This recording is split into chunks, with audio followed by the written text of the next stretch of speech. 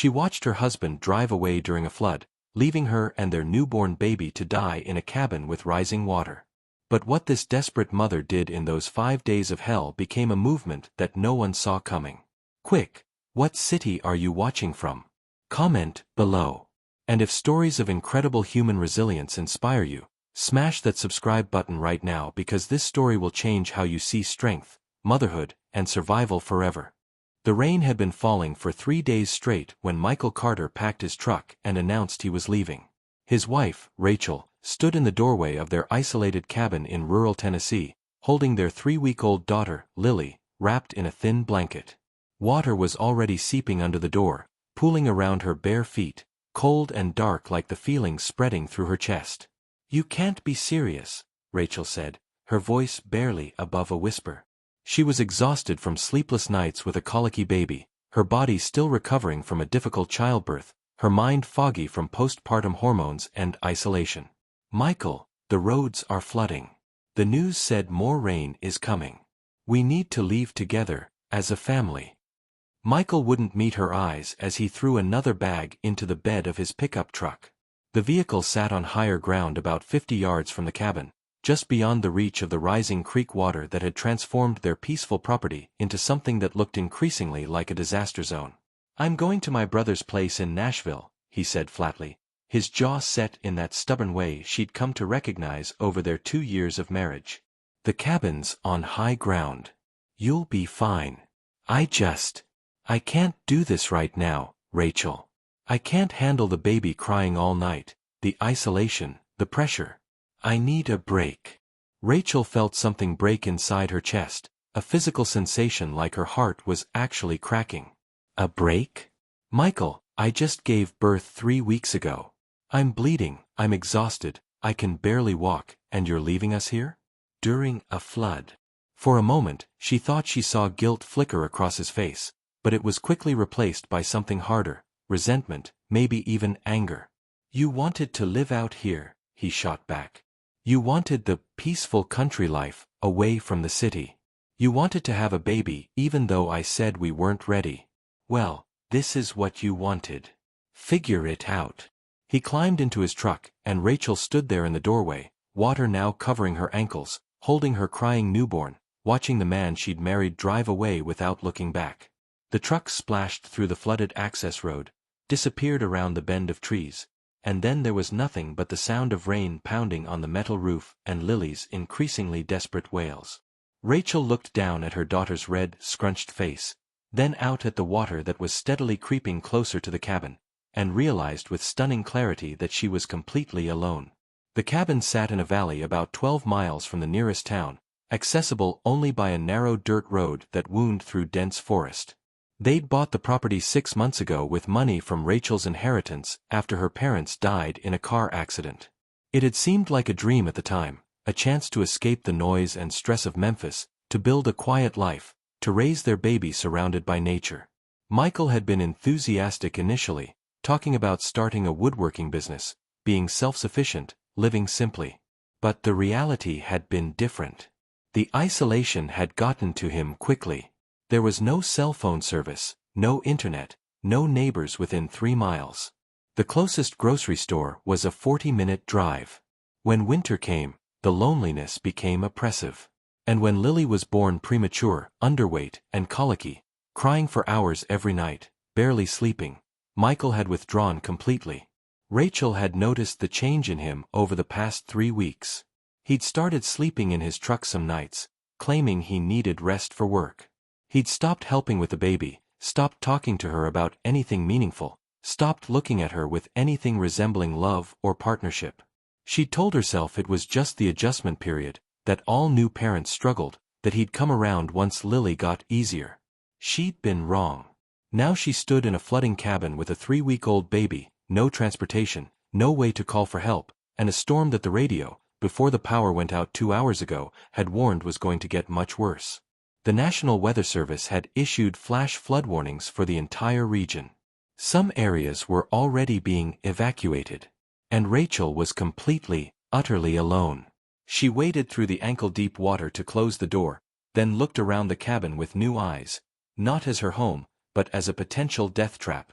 The structure was old, built in the 1950s, sitting on a stone foundation about 2 feet off the ground. That foundation was supposed to keep the cabin dry during normal flooding, but this wasn't normal flooding. The creek that ran 100 yards behind the cabin had already jumped its banks. She could see through the back window that what had been a gentle stream was now a roaring torrent, brown and violent, carrying tree branches and debris. If it kept rising at this rate, the cabin could be completely underwater within hours. And even if the water didn't come inside, she and Lily could be trapped here for days, maybe weeks, until the flood receded and someone came to check on them. If anyone came at all. Rachel felt panic rising in her throat, threatening to choke her. Her postpartum body was weak and aching. She was still bleeding heavily from the birth. Her breasts were engorged and painful. She'd barely eaten in 2 days because Lily required constant attention. And now she had to figure out how to survive a natural disaster with a helpless newborn. For a moment, she allowed herself to sink to the floor, the cold water soaking through her pajama pants, and cry. She cried for the marriage that had just revealed itself to be hollow. She cried for the partner who had abandoned her when she needed him most. She cried for her parents, who would have been here for her, who would have helped, who would have loved their granddaughter. She cried for herself, for the exhaustion and fear and overwhelming responsibility of keeping a tiny, fragile life alive under impossible circumstances. Lily's cries intensified, pulling Rachel back from the edge of despair. She looked down at her daughter's face, red and angry and demanding, and something shifted inside her. The panic didn't disappear, but it was joined by something else. Determination. Anger, maybe. A fierce, primal instinct to protect her child at any cost. Michael had abandoned them, but that didn't mean they were going to die here. Rachel had survived losing both parents in one terrible night. She'd survived a difficult pregnancy and a traumatic birth. She'd survived 3 weeks of sleep deprivation and loneliness and a husband who'd emotionally checked out. She could survive this too. She had to. Because Lily was depending on her, and Rachel would be damned if she'd let her daughter down the way Michael had let them both down. She stood up, water dripping from her clothes, and began to assess the situation with a clearer head. First priority: get to higher ground within the cabin. The loft bedroom was accessible by a steep ladder, not ideal with a newborn, but necessary. Second priority: gather supplies and move them upstairs. Food, water, diapers, blankets, anything that could help them survive if they were trapped for days. Third priority: figure out a way to signal for help once the storm passed. And fourth priority, the one that burned in her chest like a coal: survive this, and then make sure Michael Carter regretted the day he decided to abandon his family. Rachel Carter didn't know it yet, but she was about to do something that would not only save her life and her daughter's life, but would also inspire an entire community and change the way her region responded to domestic abandonment forever. What she did in that flooded cabin over the next 5 days would shock everyone who heard about it, and would ultimately lead to her becoming a voice for women and mothers who'd been left to fend for themselves in their darkest hours. Rachel moved through the cabin with purpose now, her maternal instincts overriding her physical pain and exhaustion. She fashioned a makeshift sling from a bedsheet, tying it securely around her torso so Lily was pressed against her chest, leaving Rachel's hands free to work. The baby's warmth against her body was both comforting and motivating, a constant reminder of what was at stake. First, she waded through the now shin-deep water to the small pantry, pulling out everything non-perishable she could find: canned beans, soup, tuna, crackers, peanut butter, granola bars. Michael had gone to town 3 days ago for supplies. At least he'd done that before abandoning them, so they had more than she'd feared. She grabbed the manual can opener, some plastic utensils, paper plates. Then she moved to the water situation. They had 6 gallons of drinking water in plastic jugs, plus she filled every pot, pan, and container she could find with tap water before the well pump, which ran on electricity, stopped working completely. The hardest part was climbing the ladder to the loft with supplies while wearing Lily in the sling. The cabin's loft was small, maybe 10 feet by 12 feet, with a sloped ceiling and one window that looked out toward the front of the property. It had been their bedroom, containing just a mattress on the floor, a small dresser, and boxes of belongings they hadn't unpacked yet. Rachel had to make 3 trips up and down that ladder, each time terrified she'd lose her balance and fall with the baby. Her postpartum body protested every movement, her incision site from where they'd made an emergency episiotomy throbbed, her back ached, her legs shook with weakness. But she kept going, driven by a focus she'd never experienced before. By the time she'd moved all essential supplies to the loft, the water on the main floor was knee-deep and still rising. She'd made the right call. Next, Rachel addressed the baby's needs. She'd managed to grab all the diapers, about 40 of them, which would last maybe a week if she was careful. She had formula, bottles, and enough clean water to prepare them. She had a few changes of clothes for Lily, several receiving blankets, and a small first aid kit. What she didn't have was a way to keep the baby warm if the temperature dropped, which it would as night fell. The cabin had no heat now that the power was out, and the wood stove was on the main floor, completely inaccessible and probably already underwater. Rachel pulled every blanket, pillow, and piece of clothing she could find into the loft, creating a nest on the mattress where she could keep Lily bundled and close to her body for warmth. She stripped off her wet clothes and changed into dry layers, sweatpants, 2 shirts, a hoodie, wool socks. Every calorie of body heat would matter. As daylight began to fade, it was only about 4 p.m. but the storm clouds made it dark as twilight. Rachel assessed what else she'd need to survive. She had a flashlight with batteries, 3 candles and matches, a battery-powered radio that she'd grabbed at the last minute. She turned on the radio, keeping the volume low so as not to disturb Lily, who had finally fallen asleep against her chest, exhausted from crying. The news was dire. The storm system was stalled over Middle Tennessee, dumping record amounts of rainfall. Multiple counties were under flash flood emergencies.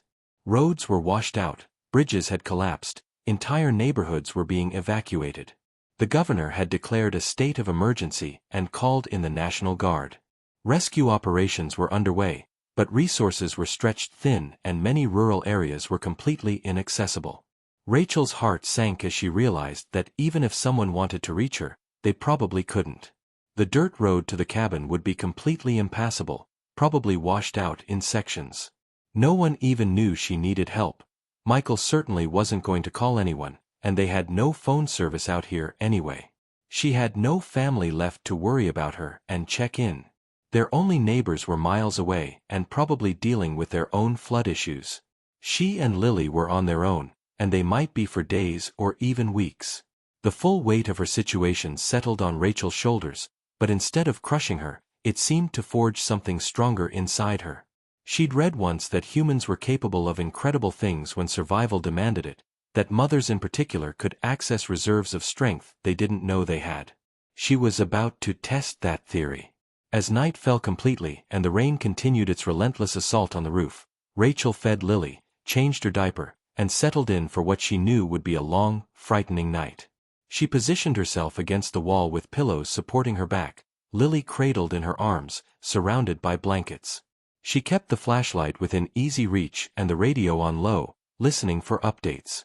The water on the main floor was now about 4 feet deep, she estimated. She could hear things floating and bumping against furniture below. If it rose another 4 feet, it would reach the loft floor. If that happened, Rachel pushed the thought away. She'd deal with that if it came to it. For now, they were dry, they had food and water, and Lily was safe. That was enough. But as the hours crept by and exhaustion pulled at her, Rachel's mind wandered to darker places. She thought about Michael, probably sitting in his brother's comfortable Nashville apartment, warm and dry, maybe even sleeping peacefully without a crying baby to disturb him. Did he think about them at all? Did he wonder if they were okay? Did he feel even a shred of guilt for what he'd done? Or had he completely rationalized his abandonment, convinced himself that Rachel had brought this on herself, that she deserved to figure it out alone? The anger that thought produced was so intense it was almost energizing. How had she married someone capable of this? What had she missed? There had been red flags, she realized now. His selfishness, his inability to handle stress, the way he'd always put his needs before hers. But she'd been so desperate for family after losing her parents, so eager to believe in the future they'd planned together, that she'd ignored the warning signs. Well, she wouldn't make that mistake again. If, when, they survived this, Rachel was going to make sure everyone knew what Michael Carter had done.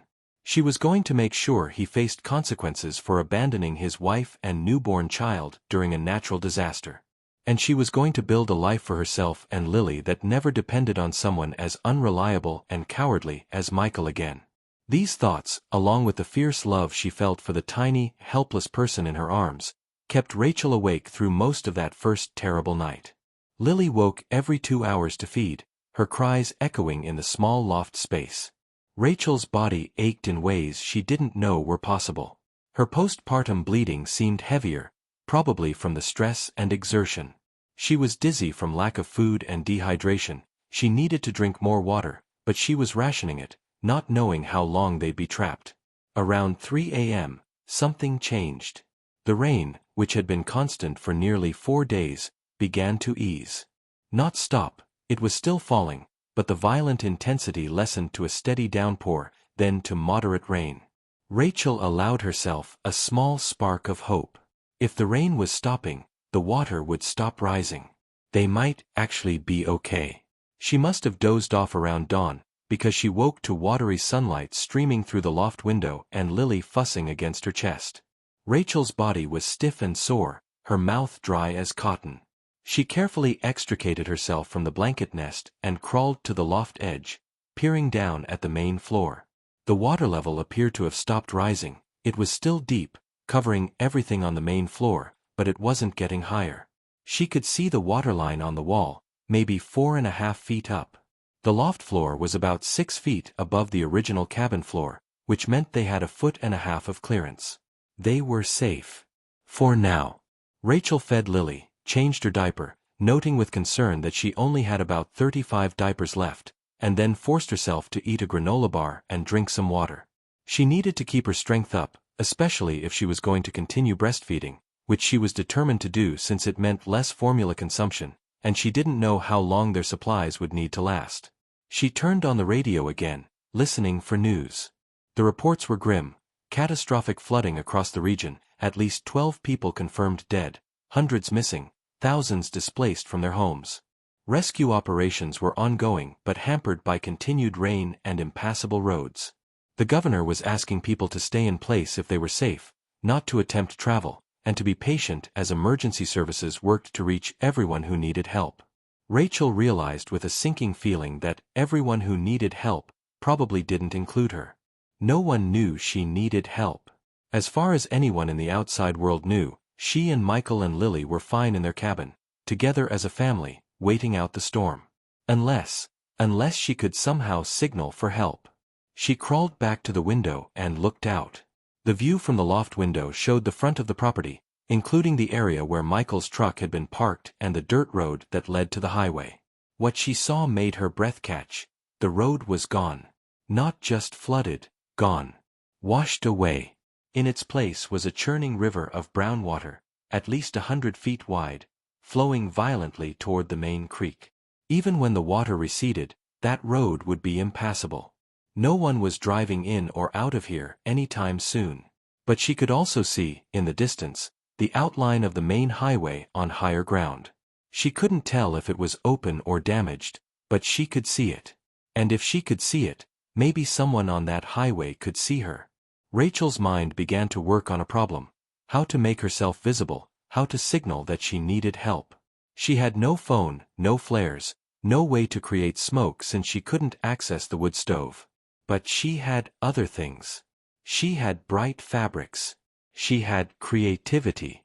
She had desperation. And she had time, nothing but time, trapped in this loft with a newborn, waiting for rescue that might never come unless she made it come.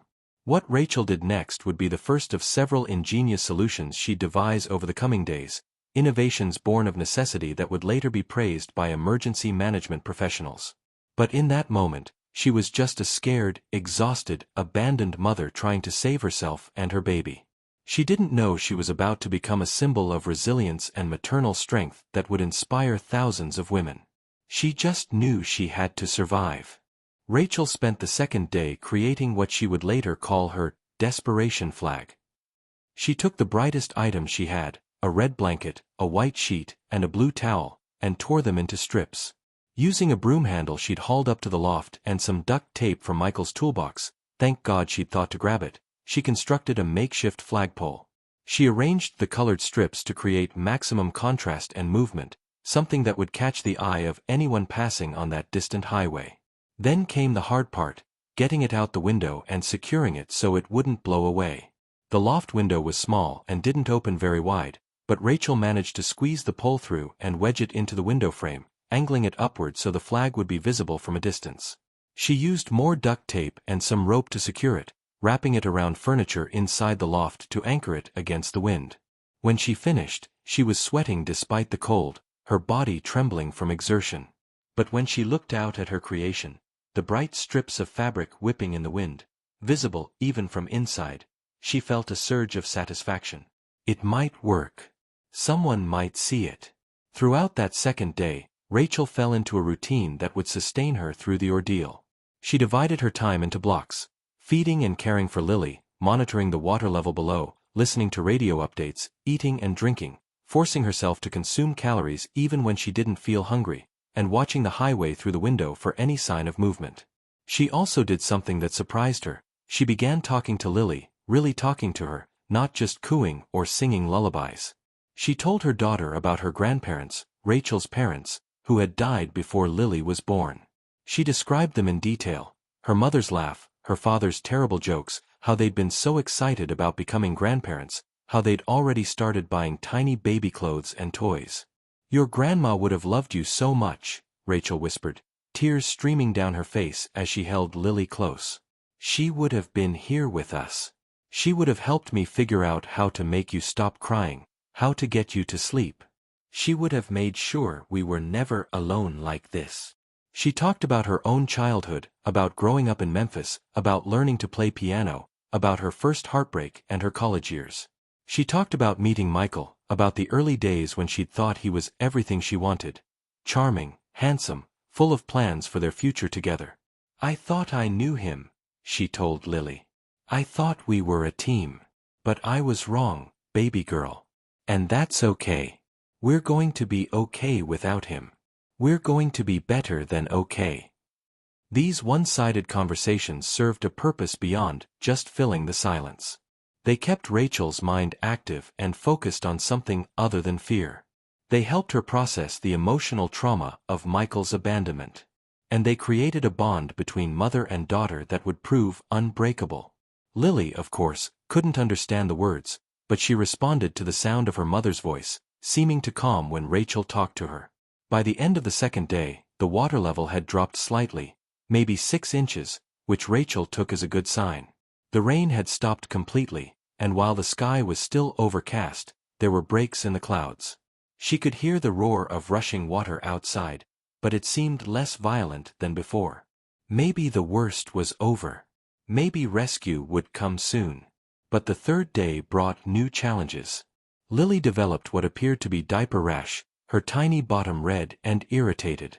Rachel had no diaper cream, no way to properly treat it except to let Lily go without a diaper for periods of time, letting her skin air out on towels and blankets that Rachel would then have to try to rinse and dry.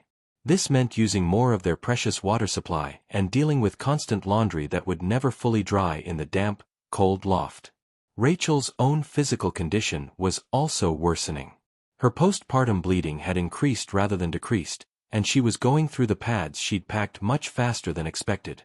She felt dizzy and weak, probably from blood loss combined with insufficient food and sleep. Her breasts were painfully engorged, and she was showing signs of the beginning of mastitis, red patches on her breast, a low-grade fever, aching in her chest. She needed medical attention, but there was no way to get it. So Rachel did what she'd been doing since Michael left. She improvised. She took ibuprofen from the first aid kit for the fever and pain. She applied warm compresses to her breast using water heated by placing a container near the window in the sun. She forced herself to eat more, to drink more water, knowing her body needed resources to heal and to keep producing milk for Lily. She refused to let herself think about worst-case scenarios, about what would happen if she got seriously ill, about what would happen to Lily if Rachel couldn't care for her. Those thoughts were a luxury she couldn't afford. By the fourth day, Rachel had settled into a strange sort of acceptance. The water was slowly receding. It was now down to about 3 feet on the main floor, but the damage was catastrophic. Through the loft window, she could see that much of their property was destroyed. Trees were down, the shed had collapsed, debris was everywhere. The cabin itself would need major repairs. Everything on the main floor would be ruined. But they were alive. That was what mattered. On the morning of the 5th day, Rachel woke to the sound of helicopters. She scrambled to the window, her heart pounding, and saw 2 National Guard helicopters flying in a search pattern over the area. They were looking for survivors, for people who needed rescue. This was her chance. Rachel grabbed the brightest blanket she had left, a yellow one, and leaned out the window as far as she dared, waving it frantically. She shouted until her voice was hoarse, even though she knew they couldn't hear her over the rotor noise. The helicopters passed over once without seeming to notice her. Rachel's heart sank. But then one of them circled back, flying lower. Someone had seen her flag. Someone had seen her waving. The helicopter hovered about 50 feet away, and she could see faces in the window looking at her. A voice came through a megaphone. "How many people? Are you injured?"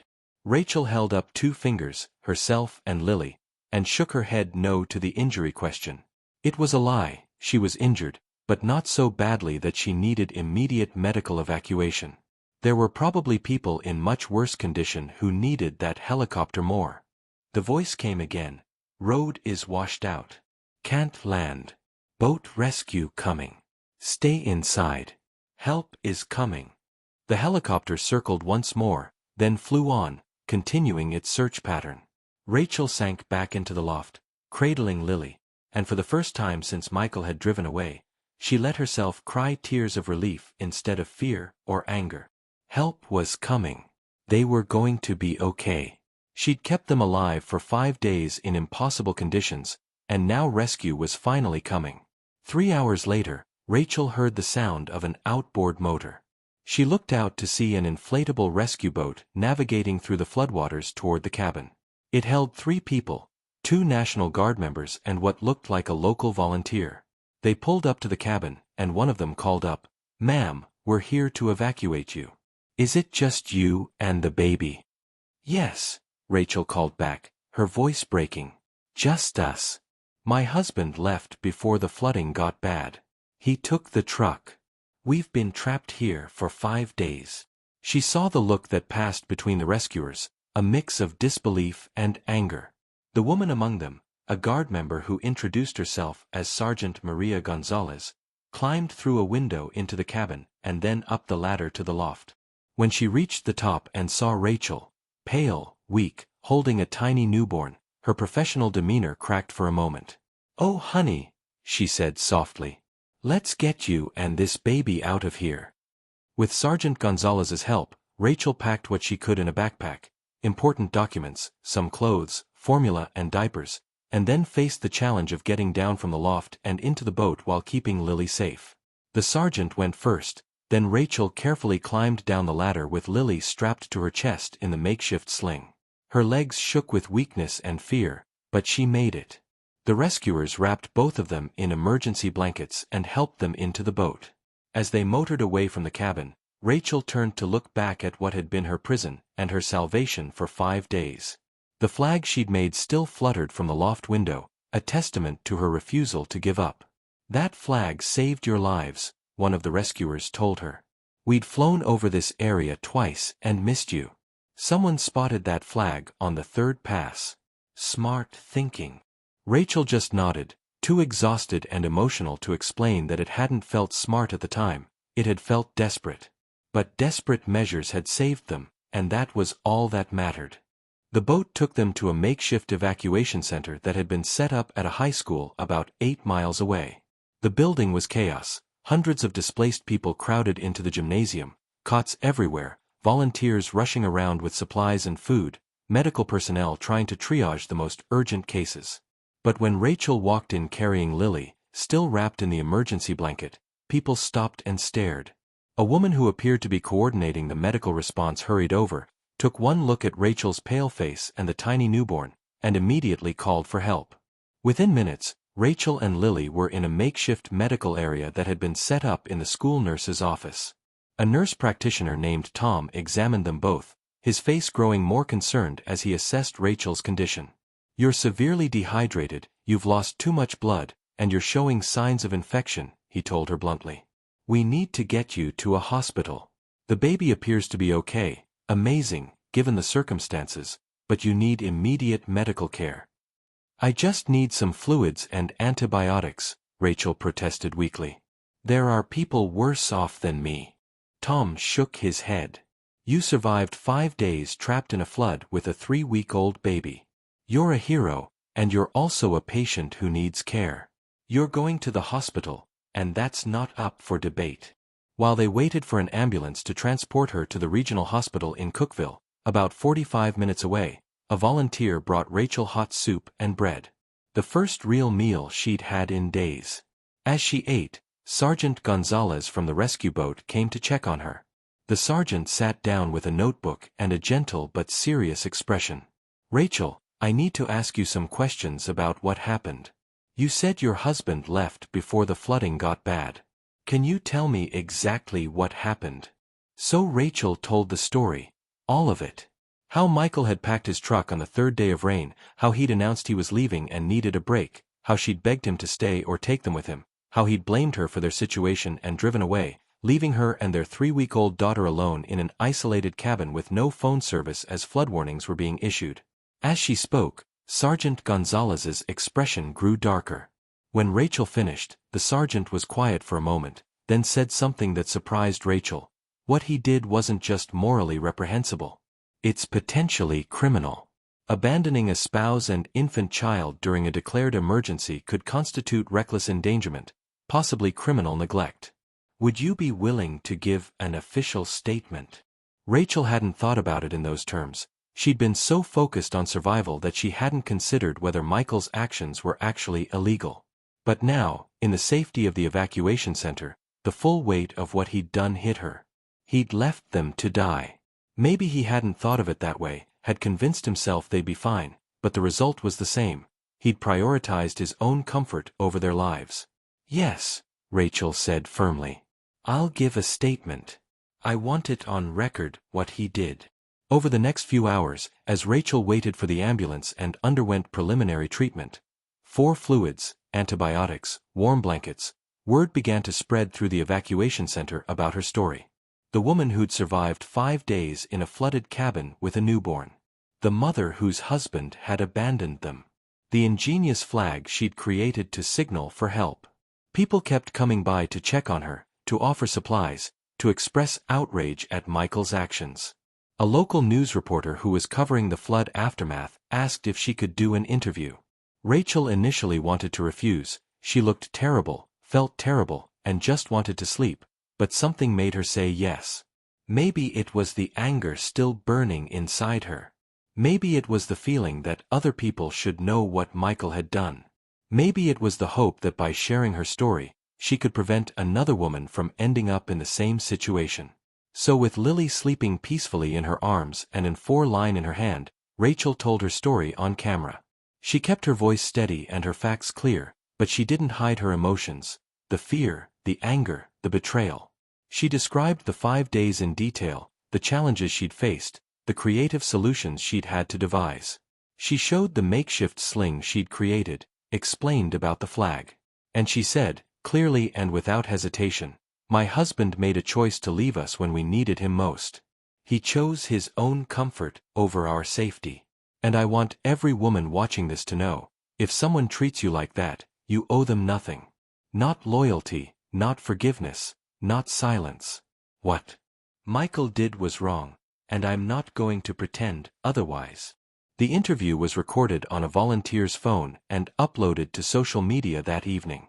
By the next morning, as Rachel lay in a hospital bed in Cookville recovering from dehydration, blood loss, and the beginning stages of sepsis, which Tom the nurse practitioner had caught just in time, her story was going viral. The video had been shared thousands of times. News outlets across Tennessee were picking it up. By afternoon, it had spread nationally. People were outraged by Michael's actions, inspired by Rachel's survival, and eager to help. The hospital social worker showed Rachel her phone, scrolling through hundreds of comments and shares. "Rachel, you've touched a nerve," the social worker, Linda, said gently. "A lot of women are seeing themselves in your story. Women who've been abandoned, dismissed, told they're overreacting. You're giving voice to something a lot of people have experienced but never talked about." Rachel was overwhelmed by the response.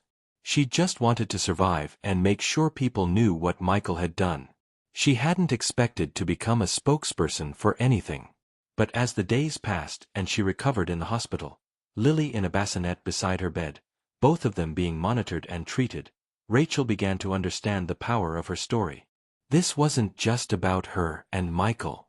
It was about systemic issues, about domestic abandonment, about how society viewed mother struggles, about the isolation many women faced in difficult situations, about how poverty and geographic isolation could trap families in dangerous circumstances.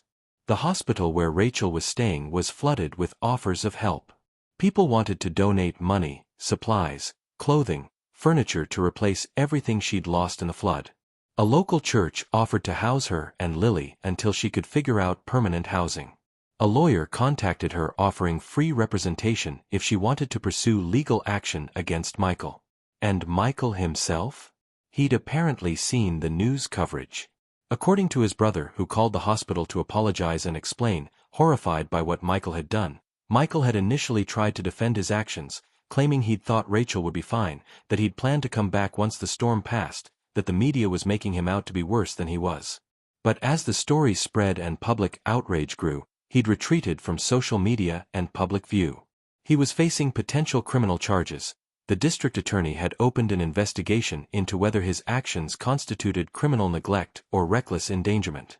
He'd also been fired from his construction job after his employer saw the news coverage and decided they didn't want to be associated with someone who'd abandoned his family. Rachel felt no satisfaction from Michael's consequences, but she felt no guilt either. He'd made his choices. Now he was facing the results. On Rachel's fourth day in the hospital, as she was preparing to be discharged, a woman named Dr. Patricia Reeves came to visit.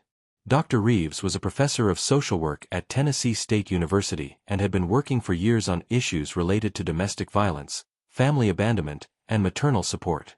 She'd seen Rachel's story and wanted to talk to her about something.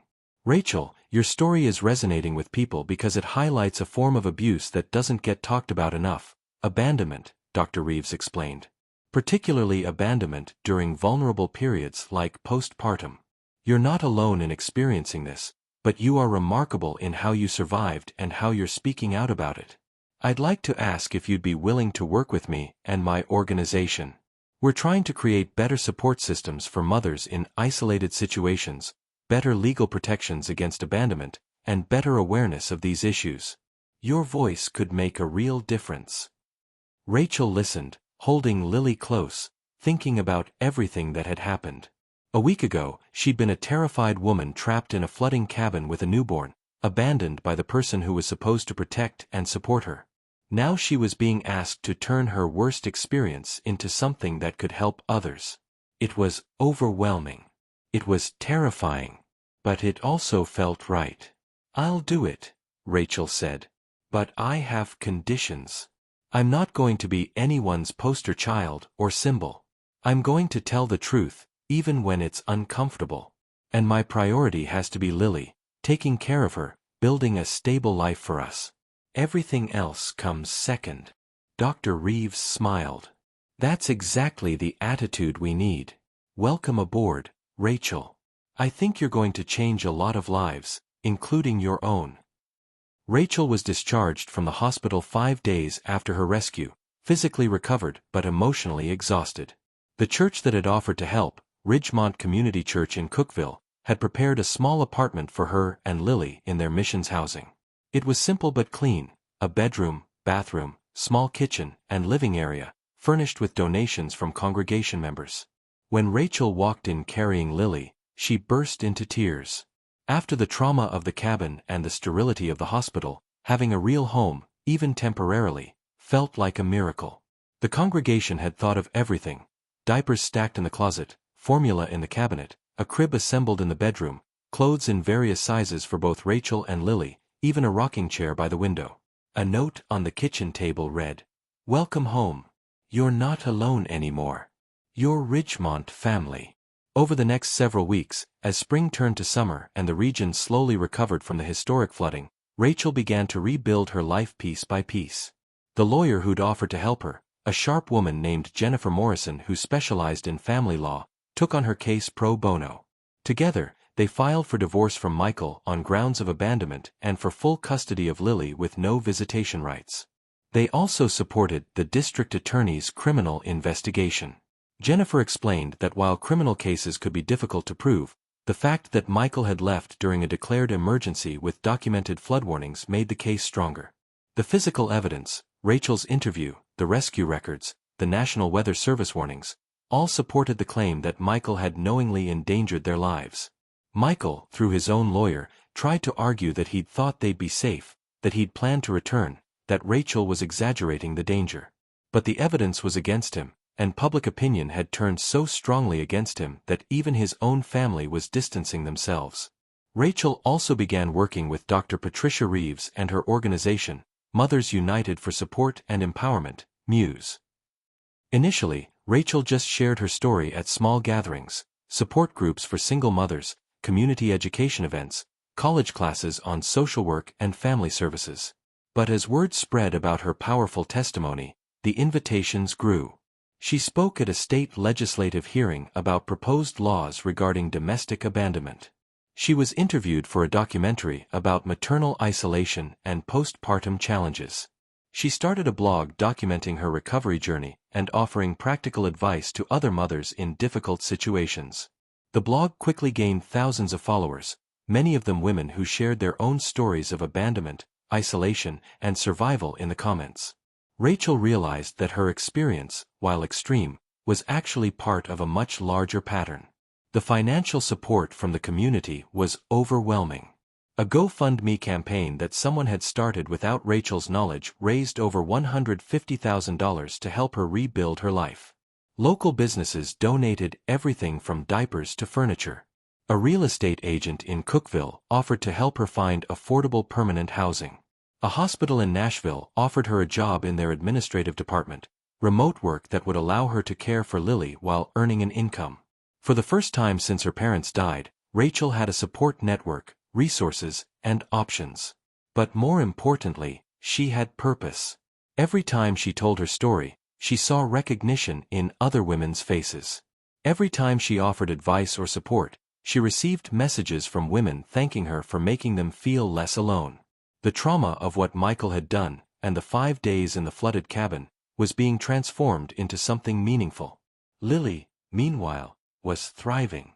At her 2-month checkup, the pediatrician marveled at how healthy she was given the circumstances of her first weeks of life. She was gaining weight appropriately, meeting developmental milestones, and showing no signs of lasting effects from the ordeal. "Babies are resilient," the doctor told Rachel. "But they need at least one stable, loving caregiver to be okay. You gave her that, even in the worst circumstances. You should be proud."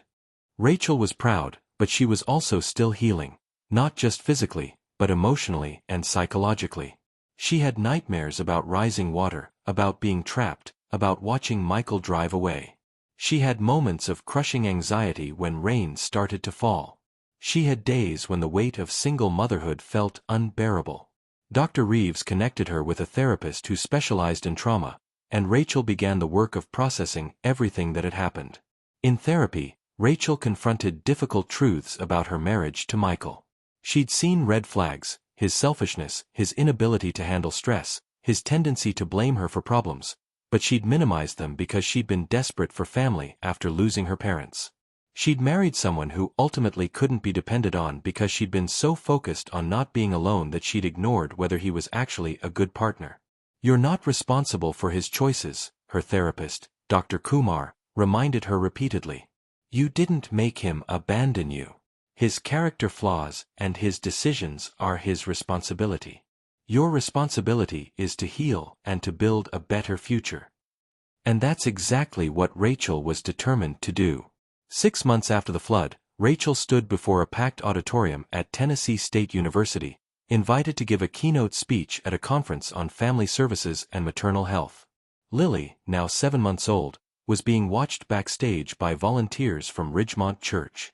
Rachel wore a simple blue dress and looked out at hundreds of faces: social workers, healthcare providers, advocates, and survivors. 6 months ago, I was trapped in a flooded cabin with my newborn daughter, abandoned by my husband, with no way to call for help, Rachel began, her voice steady and clear. I thought I was going to die. I thought my baby was going to die. But we didn't. We survived because I refused to give up, because I found resources I didn't know I had, and because eventually, help came. She paused, looking out at the audience. But here's the thing, help almost didn't come. If I hadn't made that flag, if those helicopters hadn't made that third pass, if Sergeant Gonzalez and her team hadn't risked their own safety to rescue us, my daughter and I might still be waiting for someone to realize we needed help. And that's the reality for too many mothers. They're isolated, they're struggling, they're in danger, and nobody knows. Nobody's checking on them. Nobody's offering support until it's almost too late. Rachel went on to discuss the systemic issues she'd identified: the lack of support for mothers in rural areas, the normalization of maternal sacrifice to the point where women's suffering is invisible, the way domestic abandonment isn't taken seriously as a form of abuse, the inadequate legal protections for families. She talked about the solutions Muse was working on: better tracking systems for at-risk families, community support networks for isolated mothers, legal reforms to make abandonment during emergencies a serious crime, and educational programs to help people recognize signs that a family needs help. I don't want to be special, Rachel said, her voice growing more passionate. I don't want to be the exception, the remarkable story of survival. I want to be unnecessary. I want us to build a society where no mother ever has to choose between asking for help and losing her dignity, where no woman is left alone with a newborn in dangerous circumstances, where abandonment isn't just morally wrong but legally and socially unacceptable. The speech received a standing ovation. Afterward, Rachel was surrounded by people wanting to talk to her, to thank her, to share their own stories. A woman approached with tears in her eyes. My husband left when our twins were 2 weeks old. I felt so ashamed, like it was my fault. Hearing you speak, you made me realize it wasn't my fault. Thank you. That moment, and dozens like it over the following months, confirmed for Rachel that she was on the right path. Her suffering had meaning now. Her survival had purpose. And while she would never thank Michael for what he'd done, she could acknowledge that she'd discovered a strength and calling she might never have found otherwise. By the time Lily's first birthday arrived, Rachel's life looked completely different from what she'd imagined a year earlier. She'd moved into a small house on the outskirts of Cookeville, nothing fancy, but hers, paid for largely by the fundraising support she'd received. She was working part-time for Muse, coordinating their peer support program for isolated mothers, in addition to her hospital administrative job. She'd become a sought-after speaker and advocate. She'd published several articles about her experience and was working on a book. And most importantly, she'd built a community. The church family that had supported her, the network of other survivor mothers she'd connected with, the friends and advocates who'd rallied around her cause. She was no longer alone. She would never be alone again in that desperate way she'd been in the flooded cabin. Lily's first birthday party was held at Ridgemont Church, attended by dozens of people who'd become family over the past year. As Rachel watched her daughter smash her first birthday cake, laughing and covered in frosting, she felt a complex mix of emotions. The legal proceedings against Michael concluded just after Lily's first birthday. He was convicted of criminal child endangerment and reckless endangerment, lesser charges than originally filed, but still serious. He was sentenced to 2 years probation, community service, mandatory parenting classes, which he would never use since Rachel was granted full custody with no visitation, and ordered to pay significant child support. The judge's words during sentencing stayed with Rachel. Mr. Carter, you made a choice that could have resulted in the deaths of your wife and infant daughter. That they survived is a testament to your wife's strength and resourcefulness, not to any concern on your part. You will carry the weight of this choice for the rest of your life. Michael had looked smaller in the courtroom, diminished. He'd tried to approach Rachel afterward, perhaps to apologize, but she'd turned away. She had nothing to say to him. Jennifer Morrison, her lawyer, had made it clear. Michael had no rights to contact Rachel or Lily unless specifically authorized by the court. Their marriage was dissolved, his parental rights were effectively terminated, and Rachel was free to build the life she and her daughter deserved. The divorce and criminal case brought closure, but Rachel's real work was just beginning. She'd discovered a passion for advocacy that gave her life new direction. Through Muse, she helped establish the Safe Check program, a volunteer network that regularly checked on isolated mothers, particularly those in rural areas or those who'd recently given birth. Volunteers would call, video chat, or visit depending on the mother's preference and situation, offering a lifeline for women who might otherwise suffer in silence. The program started in Tennessee but quickly expanded to other states as its success became evident. Within the first year, SafeCheck had made contact with over 2,000 isolated mothers, and in 12 documented cases, volunteers had identified crisis situations and connected families with emergency resources that potentially saved lives. Rachel took particular pride in those 12 families. They represented exactly what she'd hoped to prevent: mothers suffering alone, invisible to the systems that should have protected them. Rachel also worked with state legislators to strengthen laws around domestic abandonment. The proposed Rachel's Law bill, named after her story though she tried to discourage that, made it a felony to abandon a spouse or dependent child during a declared emergency or during the postpartum period, defined as the first 6 months after birth. The law also required hospitals to provide information about isolation risk factors and support resources to all new mothers before discharge, and mandated that healthcare providers screen for risk factors like lack of social support, rural isolation, or signs of potential domestic instability.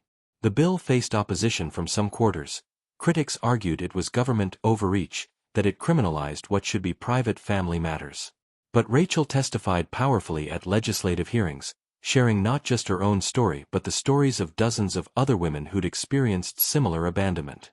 She brought data showing that maternal mortality and infant mortality rates were significantly higher among isolated mothers, and that abandonment during the postpartum period created long-term psychological trauma for both mothers and children.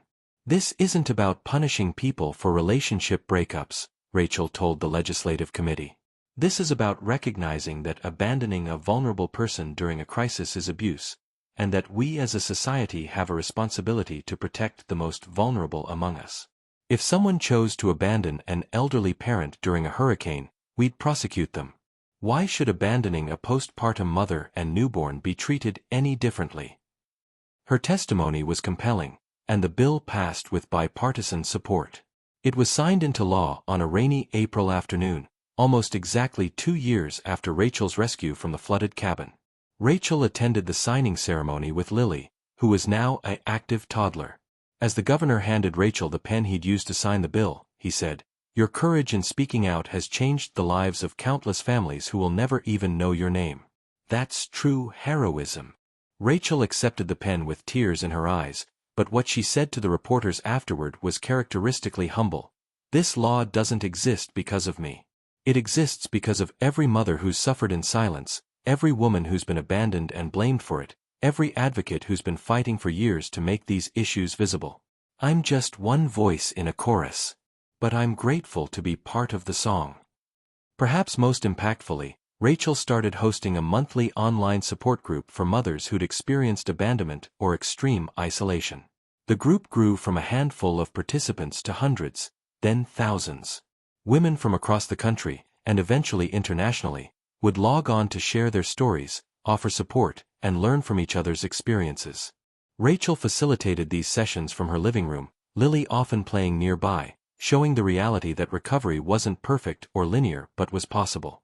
The sessions were raw and honest. Women talked about the shame of being abandoned, the guilt they felt even though the abandonment wasn't their fault, the terror of single parenthood, the financial struggles, the loneliness, and the slow, difficult process of rebuilding their lives. They also celebrated victories: getting a job, finding affordable housing, their child's first day of school, the first time they felt genuinely happy again. Rachel created a safe space where women could be vulnerable without judgment, where they could ask for help without shame, where they could rage against the injustice of what had happened to them without being told to get over it or move on. Some days are still hard, Rachel told the group during one session about 18 months after the flood. I still have moments when I hear rain and my heart starts racing. I still have days when single parenthood feels overwhelming. I still grieve the marriage I thought I had, even though I know leaving it was the right choice. Healing isn't linear. Some days I feel strong and confident, and other days I feel like I'm right back in that flooded cabin, scared and alone. But the difference now is that I know I'm not alone. I have this community. I have resources. I have hope. And so do all of you. The vulnerability Rachel showed in these sessions, admitting her struggles, her bad days, her ongoing therapy work, made her even more relatable and trusted. She wasn't positioning herself as someone who'd overcome and was now perfect. She was a fellow traveler on the journey of healing, just a few steps further along the path. By the time Lily turned 2, Rachel had achieved something remarkable in the advocacy world. The Safe Check program had reached over 5,000 isolated mothers across 15 states. Rachel's law had been passed in Tennessee and was being actively considered in 7 other states, with advocacy groups using Rachel's testimony and story as a blueprint for their own campaigns. The support groups Rachel facilitated had created a network of thousands of women supporting each other, with regional coordinators and local chapters forming organically as the community grew. Her blog, which she updated weekly with reflections on single motherhood, recovery, and advocacy work, had over 50,000 regular followers and had been featured in major parenting and women's interest publications. She'd been invited to speak at universities, conferences, churches, and community centers across the Southeast and was gaining recognition as a leading voice on maternal support and domestic abandonment issues. Rachel had also found unexpected personal growth and healing. In therapy with Dr. Kumar, she'd worked through not just the trauma of the abandonment and flood, but also the earlier loss of her parents and the patterns that had led her to marry someone like Michael in the first place. You were looking for family, Dr. Kumar had explained during one particularly breakthrough session. You'd lost your parents and you were desperate not to be alone. That's completely understandable. But it meant you overlooked Michael's flaws because you were so focused on the idea of having a family again. You can't blame yourself for that. You were operating from a place of grief and longing. But you can learn from it. Through therapy, Rachel learned to set boundaries, to ask for help without shame, to recognize her own worth independent of any relationship, and to distinguish between healthy interdependence and the desperate need for someone else to complete her. She learned that being alone wasn't the same as being lonely, and that building a chosen family, friends, community, support networks, could be just as meaningful as traditional family structures. The second anniversary of the flood arrived in early spring. Rachel had been dreading it somewhat, worried that the date would bring back the trauma in full force. Instead, she decided to face it head-on. She and Lily drove out to the area where the cabin had been, or rather, where it had been. The property had been so damaged that Rachel had sold it to a developer who planned to build a more modern, flood-resistant structure on higher ground. The old cabin had been demolished, the land cleared. Only the foundation stones remained, already being overgrown by vegetation. Rachel stood there with Lily on her hip, looking at what had once been her prison and her proving ground. The creek that had nearly killed them babbled peacefully in the background, hard to imagine it as the violent torrent it had been 2 years ago. "This is where we survived, sweetheart," she told her daughter, who was now a chatty, curious 2-year-old with her mother's determined chin and her own fierce independence. "This is where Mommy learned how strong she really was. And where you showed me what I was fighting for." Lily probably didn't understand the significance of the moment, but she seemed to sense her mother's emotion. She put her small hand on Rachel's cheek and said, "Don't be sad, Mama. We go home now." Rachel laughed through her tears. "Yes, baby. We'll go home now. Our real home." She took a photo of the site, posted it to her blog with a reflection on how far they'd come, how the landscape of her life had changed as dramatically as the physical landscape before her. The comments poured in, hundreds of women sharing their own anniversaries of survival, their own moments of strength, their own gratitude for the community Rachel had built. That evening, after putting Lily to bed, Rachel sat down at her laptop to answer emails and plan content for the next support group session. That's when she found it, an email from Michael, the first direct communication she'd had from him since the divorce was finalized over a year ago. Her first instinct was to delete it without reading, but curiosity, and perhaps a need for closure, won out. The email was short but clearly had taken him significant time and effort to write. Rachel, I know I have no right to contact you and no right to expect any response. I'm sending this to your professional email because I don't have any other way to reach you, and I'll understand completely if you block me after reading this. But I need you to know something, even if just for my own conscience. What I did was unforgivable. I've spent the past 2 years in therapy trying to understand how I could have made such a monstrous choice, how I could have driven away from you and our daughter during a flood.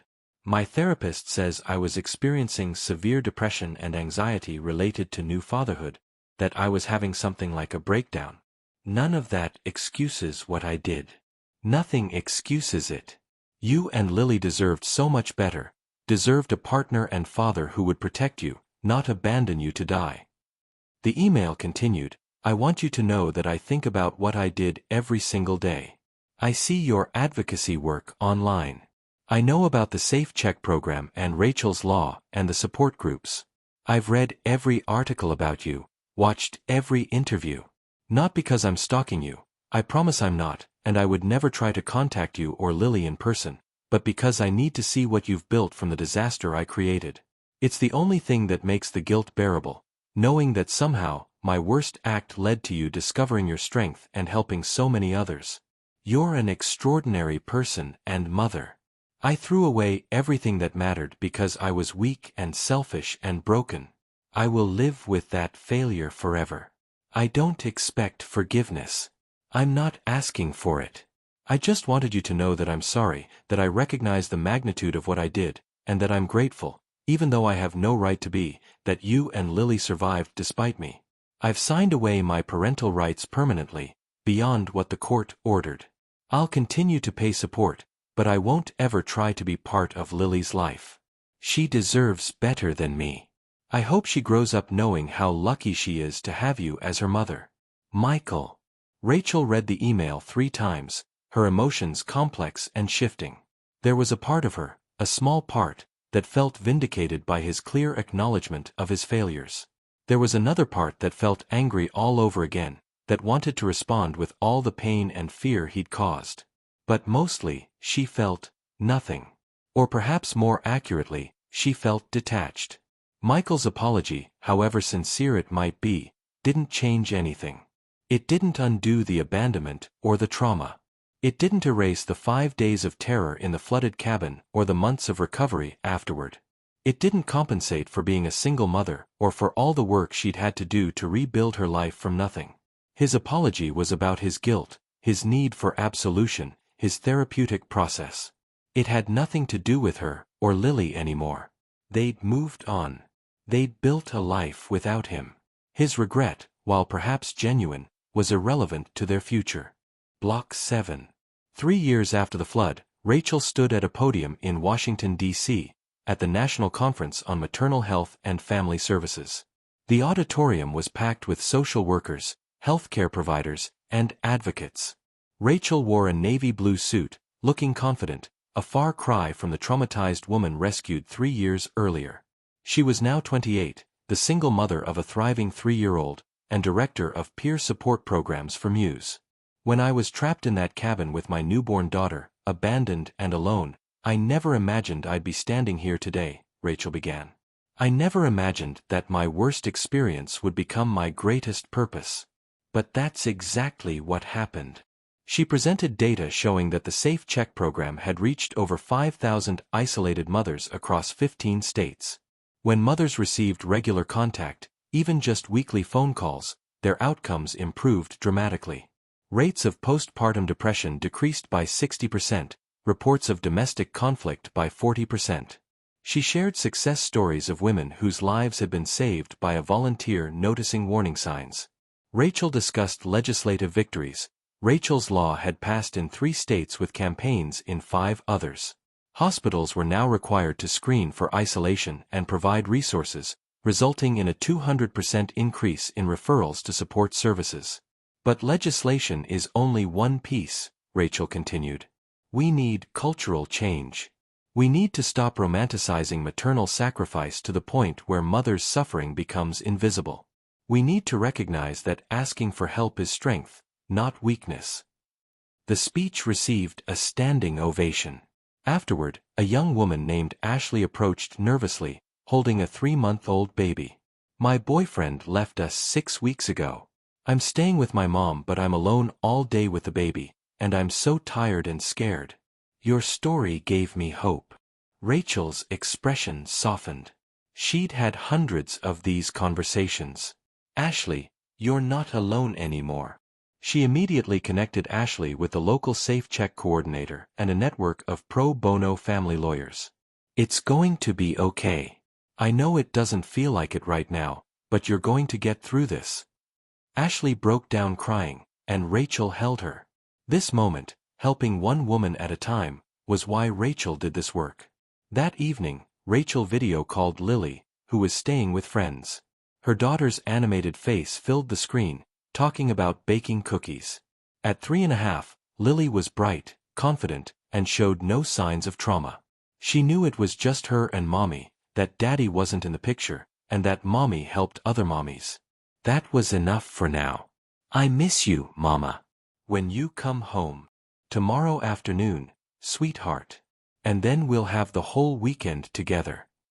After the call, Rachel felt a wave of gratitude. 3 years ago, she'd been certain they would die. Now Lily was thriving, Rachel was doing meaningful work, they had financial stability and a support network that felt like family. A week later, Rachel received shocking news. She'd been selected as a MacArthur Fellow, a genius grant, with $625,000 over 5 years to support her work. The fellowship recognized her innovative approach to maternal support and creation of scalable programs. Rachel immediately called Dr. Patricia Reeves. You deserve this, Patricia said. You've accomplished in 3 years what many don't accomplish in a lifetime. This is just the beginning. The fellowship changed everything. With financial security, Rachel expanded the Safe Check program nationally, established a scholarship fund for abandoned mothers, and created a documentary project. She set aside money for Lily's future. The media attention brought her story to an even wider audience. Her book, Rising Water, became a bestseller. Some critics accused her of exploiting trauma. Rachel responded firmly, I'm not exploiting my trauma, I'm refusing to be silenced by it. I'm holding someone accountable and promoting the idea that mothers deserve support. 4 years after the flood, Rachel testified before Congress about maternal mortality. She brought data, stories, and policy recommendations. We are failing mothers in this country. We have the highest maternal mortality rate in the developed world, and one significant factor is isolation. Mothers left alone during their most vulnerable period. Her testimony sparked nationwide conversations. Several members of Congress approached her about drafting federal legislation. By the time Lily started kindergarten, the landscape of maternal support was beginning to shift, with Rachel's work as a significant catalyst. 5 years after the flood, Rachel returned to the cabin site with Lily, now 5 years old. A new family lived there in a modern, flood-resistant house.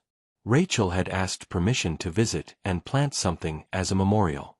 They planted a young dogwood tree together. Mama, why are we planting a tree here? Lily asked. Because this is where something really hard happened to us when you were tiny, Rachel explained carefully. We were stuck here during a big flood, and I was very scared. But we survived, and afterward, I decided to help other mommies who were scared too. This tree is to remember that hard times don't last forever, and that beautiful things can grow even in places where we suffered. Lily considered this seriously. Like the seed that grows into a big tree? Exactly like that, Rachel said, pulling her daughter into a hug. As they stood watching the tree sway in the breeze, Rachel reflected on the past 5 years. She'd survived what should have killed her. She'd turned her worst experience into advocacy that was changing lives.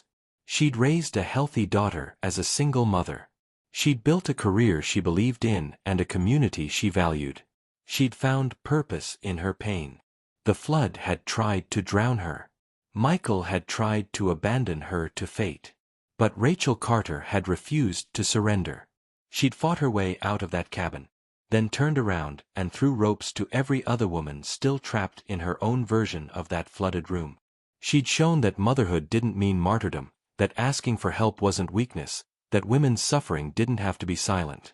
And she'd done it all while raising a daughter who would grow up knowing that her mother was strong, that women supported each other, that no one had to face impossible situations alone.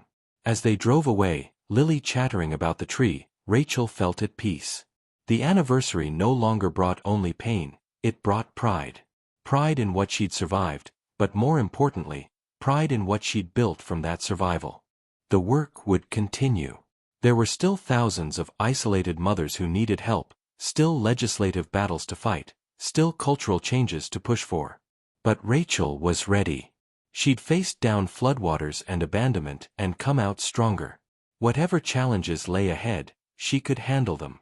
Just like the dogwood tree they'd planted would someday bloom every spring, a living reminder that even in the places we suffered most, growth was possible. New life was possible. Hope was possible. That was the real story, not just that Rachel Carter survived being abandoned in a flooded cabin, but that she'd taken that terrible moment and transformed it into a movement that would outlast her, helping mothers she'd never meet face challenges she couldn't imagine. The water had risen, but so had she.